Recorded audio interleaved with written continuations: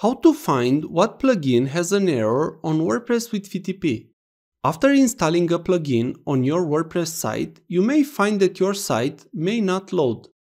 Maybe a plugin was not compatible with the version of the WordPress installed, or there was some kind of issue with the plugin installation, and you may not be able to access the WordPress admin dashboard. How can you find what plugin has an error on it? If you just install the plugin and you get an error, it means you need to deactivate that plugin.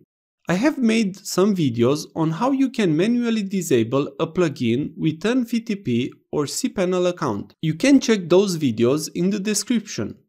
But how can you find what plugin has an error if you find your site crashed? Let's try to log in on our administration panel. Write your domain /wp-admin. You see the error. To log in into the administration panel, we will need to connect with FTP. We will need first to make a FTP connection from our PC or laptop to the server. If you have not connected your computer to the server, please check the description of the video. I have explained every step and what is needed for the connection. In this tutorial, we will use an already created connection. So if you have not done this, pause the video and check the description of the video. A connection is required. Let's open WinSCP. Click on Login. Now, on the right part, open the folder public_HTML. Open folder wp-content. Here you see the folder Plugins. Right-click on the Plugins folder. On the menu, click on Rename. Let's add to the name. Now let's go back to the WordPress admin panel.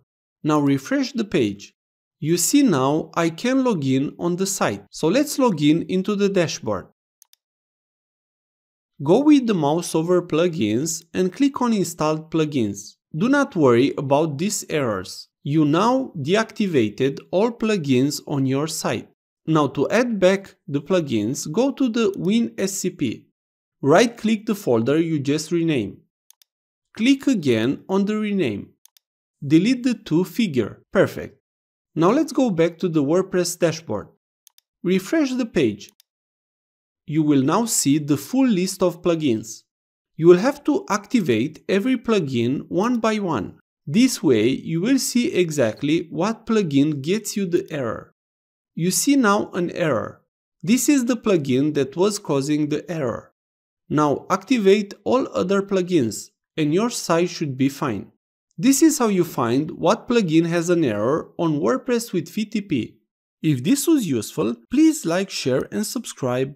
You can also watch more videos from the right. Also, if you have any questions, please ask them in the comments area below.